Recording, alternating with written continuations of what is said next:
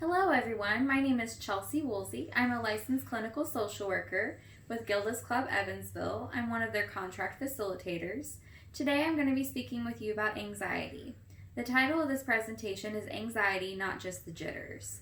We discussed this earlier on Facebook Live, but we wanted to bring it back for another encore presentation. So, this presentation is going to talk about what anxiety is, the symptoms, the side effects of it, and then talk a little bit about how do we manage it, because in the world we live in, especially even today, anxiety is everywhere and it's causing a lot of problems. So let's talk about how we're going to deal with it. The first part of this is we want to talk about what anxiety is. Some symptoms of anxiety and some of the things that anxiety has is it affects your mental and physical reactions. Anxiety is when we perceive that there is a threat and our system wants to protect us. And so it kind of goes into action and creates some different symptoms to help kind of deal with that. It also is normal in small doses when we're talking about anxiety. Small doses of anxiety can help motivate us, it can help make us safer, it can also help keep us on track. But when it becomes too severe or too frequent, then it really starts to cause a lot of problems. Part of what we want to talk about today too is what anxiety is not. So when we're talking about anxiety, it's not uncommon. Sometimes there's a misconception that there's something wrong with you or you're weird because you have anxiety. And actually, there's a lot of people in the world that deal with anxiety. It's very common. We also know that some people believe that it's only caused by genetics. So the only reason you have anxiety is if your parents have it. And in reality, that's not true. We have anxiety based out of the different places that we live, the environments we work in. Those can all cause anxiety and create it for us. Anxiety is not just being scared. Sometimes anxiety is based out of fear, but it's also based out of just that nervous energy. Sometimes it's a perceived threat, and so it's not always something that we're familiar with or that we know is going to happen. We also know that people believe that medication is the only answer. That's also a myth, and that's what we're going to talk about today are some different things that we can do, tools that we can use that are going to help us deal with our anxiety that don't always involve medication. Some people believe that it's a sign of a weak person. Some of the strongest people have anxiety. It has nothing to do with your character or who you are as a person and everything to do with how you handle it. It's a result of a certain fear or trauma. Yes, there are some anxiety-produced responses based off of phobias, but not every anxious response is based off of something that's happened to us. Sometimes anxiety doesn't even have a reason why it's here, it just is.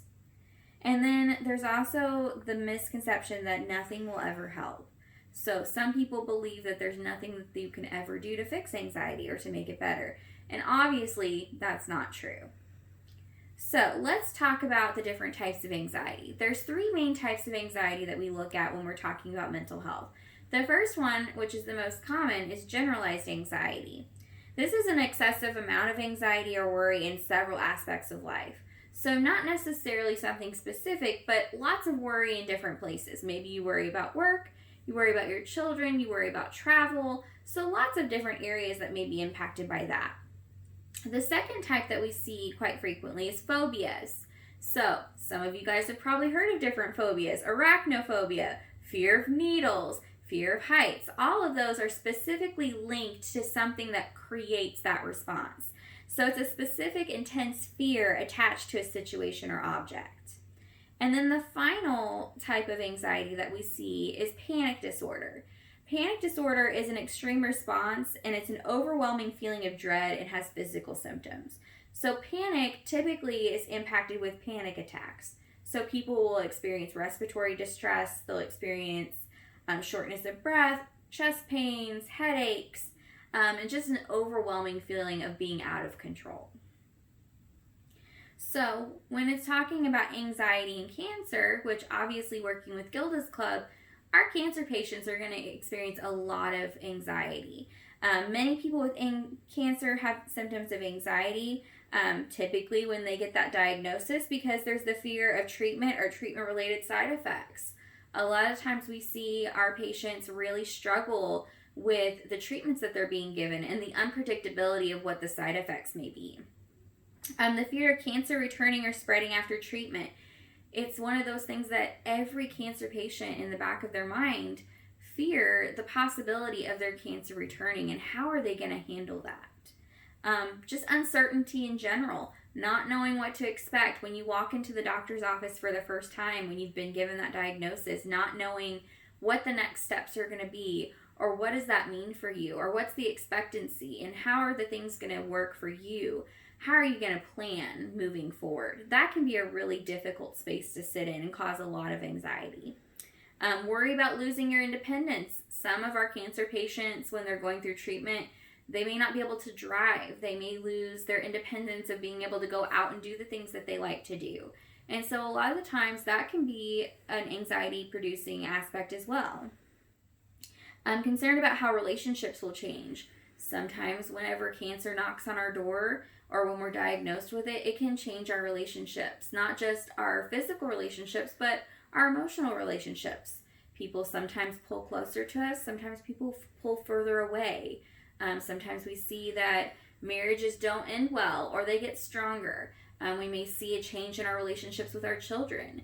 And so that can definitely be a factor that can cause some anxiety for our cancer patients. The fear of death.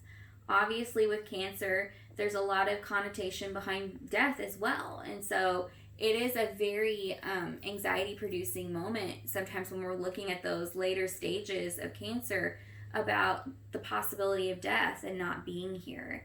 And so that can definitely produce some anxiety. And then anxiety may make it harder for us to cope with our cancer treatments. It may reduce your ability to make choices about your care, and as a result, identifying and managing anxiety are important parts of your cancer treatment. When we're able to identify what's happening, then we're better able to manage it. And we know that stress causes more physical issues. We know that stress and anxiety can only amplify some of our symptoms. And so the more we can manage it, the better we're going to be able to handle our cancer treatments and be able to take care of ourselves. So some symptoms of anxiety. Normally in our presentation, I would ask you guys for some feedback, but obviously since it's a video, I'm going to give you some examples, but there's probably more out there than this list. So when we're talking about mental and emotional responses to anxiety, uncontrollable worry, poor concentration, fidgetiness, nervousness, negative thoughts. A lot of people experience racing thoughts, excessive crying, avoidance of other people, confusion and irritability. All of those are mental and emotional responses. When it comes to physical responses, this one's the one that most people kind of recognize more frequently. So increased heart rate, upset stomach, diarrhea, vomiting, nausea. You're like the Pepto-Bismol commercial. You have muscle tension, headaches, fatigue, blood pressure issues. You may have appetite changes. So all of those are physical responses to anxiety. And the interesting thing about anxiety is that when we're going through cancer treatment, sometimes our symptoms of anxiety may also reflect and look similar to side effects of our medication. So we have to be very mindful of those side effects, but also be aware of how maybe our anxiety may also be impacting our physical health. So moving forward, we talked a little bit about some of those physical reactions. When our system feels like we are not listening, so it may send you some little responses, like you may get a headache, you may start to feel sick to your stomach, but you don't listen, that's when panic attacks happen.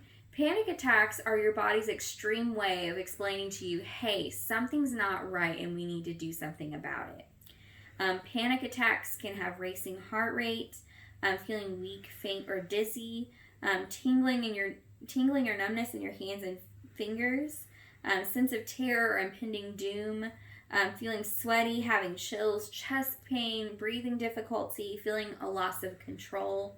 Panic attacks manifest and look very similar to heart attacks. They can also look like an asthma attack. So it's always good to talk to your healthcare provider to make sure there's nothing else happening. But we also know that anxiety can mimic those things and can actually manifest those symptoms. So you're probably thinking at this point, gosh, she's told me all the things that are going wrong and all the terrible things about anxiety. What am I supposed to do about it? Well, you're in luck because I got some answers for you. So some ways to handle anxiety. some of the things that we look at as therapists is we look at the mental health side of things. We look at what are some different types of therapy and things like that we can use. But we also look at medication. So medication obviously is a very big benefactor that can help us whenever we're having anxiety. Talking to your healthcare provider about that, discussing what are some options regarding to medication. But with that, medication and therapy need to go hand in hand. Not one is going to be the problem solver. We need both of them to be successful together. We look at cognitive behavioral therapy. Cognitive behavioral therapy, also known as Cbt Therapy, is looking at the mental health ways of handling your anxiety. So coping skills, ways to handle racing thoughts, dealing with thought stopping. How do you manage those symptoms? We also talk a lot about meditation and mindfulness. Relaxation is a huge piece of that. Learning how to calm yourself down by using small skills that are going to help with that, like deep breathing or taking 5 minutes to relax. Exposure therapy, this is more in regards to phobias. Your therapist would have you slowly integrate the thing that causes your fear and help you manage ways to cope with the distress. So developing healthy coping skills obviously is a huge piece of that. So when we're talking about cognitive behavioral therapy, it's a psychotherapy that's based on a cognitive model. It looks at the ways that we perceive a situation and more closely connect to their reactions than the situation itself. One important part of CBT is helping your clients to change their unhealthy thinking and behavioral patterns. So we have to recognize that our thinking is unhealthy, and then we have to learn how to change it. So when we're talking about that CBT process, obviously that has a lot to do with coping skills. So you're probably wondering, what are coping skills? Man, how am I going to get those? So coping skills, they're psychological ways for us to deal with problems. They're both personal and interpersonal and can be seeking different types of tolerance when we're looking at stress and difficult situations. Coping skills also look at being applied to everyday life. So they're not something that's like super special or super unique. They can be really simple and things that you can do every day that can help you deal with your anxiety. So the different types of coping skills, there's several categories that we're going to look at, but some of those are diversions, social and interpersonal, cognitive, tension releasers, physical, spiritual, and limit setting. All of these are going to be different types of coping skills that we can use. The first type that we're going to look at is diversions. These allow you to stop and think and then help you to reduce the stress in your situation. They're not a final solution, but they are usually useful to help us remain safe and help us de-escalate situations. Now, these are only useful if we can recognize our warning signs. So if we don't recognize that we're getting overwhelmed or we don't recognize that we're getting overly stressed, then these probably aren't going to be as beneficial. So it's always best to be able to start to recognize when you're becoming overwhelmed. Know your physical symptoms and your emotional symptoms and learn how to start to recognize those early. Some examples of diversions that we use in therapy, but you actually probably already practice these at home already. Some of those can be writing, drawing, playing games, watching TV, taking a walk, going for a drive, playing music, going out and gardening. One of the ones that we teach a lot of our clients is called grounding. And grounding is using your senses to help you become more present and less in your mind and less in your thinking. So it may be something as simple, and we'll go over some of those examples later on in this presentation. So some of the examples when it comes to grounding, when we're looking at it, we're looking at categories games, we're looking at counting, it may be a safety statement. All of those are ways to use grounding. And grounding can be helpful in managing overwhelming feelings or intense anxiety. So one of the simple exercises that we use is called the 5, 4, 3, 2, 1. 5 things you see, 4 things you feel, 3 things you can hear, 2 things you can smell, and 1 thing you can taste. This can help just bring you back to the moment. That's the whole purpose of grounding, is to distract you from the thing that's causing you stress and to bring you back to the present. Social and interpersonal coping skills. These involve interacting with other people, which can kind of be pretty difficult right now since we're supposed to be social distancing. But you can still use some of these skills even in times like now. This is getting in touch with your social support system. So it could be calling your friend on the phone, talking to someone you trust. It can be setting boundaries, being more assertive, using humor, spending time with your friends and family. It could be volunteering, getting in touch with someone in need. It could be playing with your pet or caring for a pet. And it can also be just bringing words of encouragement to others. Right now, this is something that we all need. So even if it's something as simple as posting something on your social media, saying something positive and providing kindness to other people, this can benefit so many people, and it can also benefit you. Another type of coping skill that we look at is cognitive. Cognitive is using the brain. It involves using different thought processes. It's involving CBT skills, but it can be really simple. It could be something as easy as a gratitudes list. What are you thankful for right now? What brings you joy? It could be using inspirational quotes or your favorite song lyrics that are inspiring to you. It could be goal setting, so setting some small, realistic goals for you that you can achieve. It could be acting the opposite of negative feelings. So if you really feel like you just want to go binge on cookies because you're having a really bad day, maybe instead of doing that, you go and you walk for 10 minutes outside to kind of do the opposite of that negative response.